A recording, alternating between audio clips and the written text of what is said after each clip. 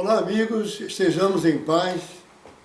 Estamos iniciando uma nova programação, digamos assim, que vamos intitular de Minutos com a Doutrina Espírita. Nesse espaço de tempo pequeno que vamos usar, vou trazer algumas palavras, algum comentário sobre alguns assuntos relativos à nossa doutrina. E hoje eu procurei ver em O Livro dos Espíritos o termo convulsionários. Se encontra em O Livro dos Espíritos, no capítulo 9, onde se refere à intervenção dos espíritos no mundo corporal. Esse termo convulsionário, Kardec veio procurar porque tinha relação dos espíritos naqueles momentos que aconteciam. E a história inicia praticamente, do convulsionário propriamente dito, com o diácono chamado François Paris. Esse diácono François Paris, ele foi um adepto de Cornélio Jansen, que justamente queria fazer uma modificação na doutrina em relação à graça, que a doutrina católica dizia que a graça era um dom sobrenatural que Deus dava, concedia graciosamente às pessoas em relação ao merecimento de Jesus e servia para a vida eterna. O Cornélio Jansen, seguido, baseado nas escritas de Santo Agostinho, ele tentou modificar quando dizia que graça era dada somente para aquelas pessoas que eram boas. Aqueles que não eram boas, não eram caridosas, não tinha nada para receber a graça. Quer dizer, é um erro que a gente conhece, porque Deus é Pai e ninguém fica sem receber a graça. Você não recebe hoje, mas haverá as reencarnações que dará essa motivação para que a pessoa receba a graça e chegue até um dia, conforme nós aprendemos, ao estado mais puro, né? A sua elevação moral. Mas esse nosso amigo Paris, François Paris, ele era um cidadão que ele era muito bom, caridoso.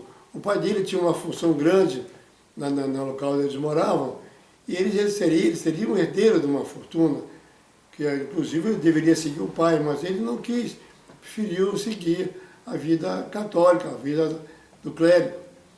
E nisso, então, ele cedeu a sua fortuna para o irmão. Então, ele ficou como um eremita, ele ficava muito sozinho, ia para aqueles cantos sozinho, aquelas casas sozinhas, e se hospedou como eremita, onde ele atendia as pessoas, fazia o bem, a caridade, costurava a roupa, ensinava, fazia caridades, talvez pensando que sendo aquele pensamento de receber a graça, que ele era um camarada bom, era uma pessoa boa. Mas ele, aos 37 anos, faleceu. E o irmão dele, então, mandou que fizesse, lá no cemitério, lá de Medar, fez no cemitério, elevou um túmulo bonito, imaginamos aquele tudo de mármore, aquele se faz no cemitério, que as pessoas gostam, né? E com isso, as pessoas que eram reconhecidas desse diácono de Paris, do François, iam lá para orar por ele, como acontece aqui no Brasil, o padre Reus, aqui no Rio Grande do Sul, São Leopoldo, e também o padre Cícero, ali do Ceará. Vão lá os fiéis, oram, se consideram santos e tudo mais. E os franceses também faziam a mesma coisa. Só que, em dado momento, eles faziam coisas sobrenaturais, coisas anormais.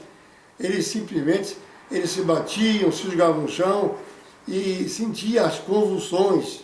Daí o termo convulsionário. Eles caíam no chão, se babavam, ficavam rolando, ficavam parados. Aqueles sintomas próprios da convulsão. Não confundir convulsão com epilepsia, embora tenha uma pequena relação. Mas então, com isso, o que aconteceu? Ficou todos os dias aquele movimento, e aquilo começou então a incomodar as autoridades. que resolveram então fechar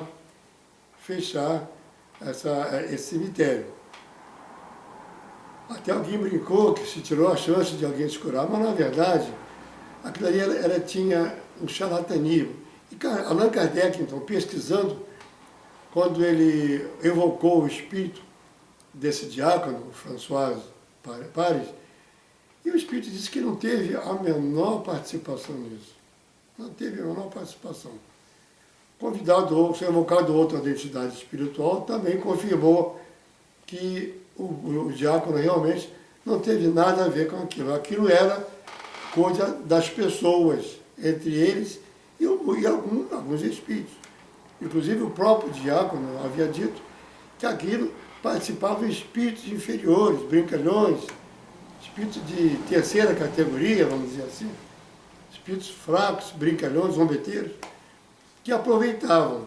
Kardec, tomando uma atitude a respeito, ele foi verificar que, na verdade, aquilo era magnetismo das pessoas que iam lá, encarnados, buscando os espíritos, que se faziam, então, eram magnetizadores e magnetizados ao mesmo tempo. Então, aí que vem o termo da convulsão, porque eles, se magnetizando junto aos espíritos inferiores, ficavam naquele estado de convulsão, que nada mais era do que, como diria, o magnetismo, e também aproveitando outras pessoas como o charlatanismo. E aos poucos, então, foi descoberto, foi visto que aquilo era charlatanismo mais do que outras coisas, e terminou. Acabou, o cemitério foi fechado, e aos poucos foi parando de existir, porque o jansenismo, como eles queriam fazer, que o padre, o diácono, ele era adepto do jansenismo, que foi sido uma doutrina que queria intrometer-se com a doutrina católica, porque ele achava com relação à graça que deveria ser diferente, que é o Cornelius Jansen, que criou o jansenismo, baseado nas palavras de Santo Agostinho, que queria dar o nome de Agostinho. Mas, enfim, o Papa Inocêncio X viu que não era certo, acabou e terminou com aquela dispersão, aquela divisão que se queria fazer. Obviamente, nisso, como sempre acontece, tem os prós e os contras. E desse grupo de prós, tinha autoridade, tinha bastante gente importante, inclusive mesmo esse diácono François Paris. Mas, no final das contas, foi visto que era puro charlatanismo, tinha muito charlatanismo, além do magnetismo, que também é estudado dentro da doutrina espírita. Esse era o nosso recado que queríamos dar para esse primeiro tempo, para mostrar às pessoas, para mostrar o que seria, então, o convulsionismo, né? Nada mais foi do que momentos de convulsão que as pessoas sentiam. Até a próxima, permaneçamos em paz.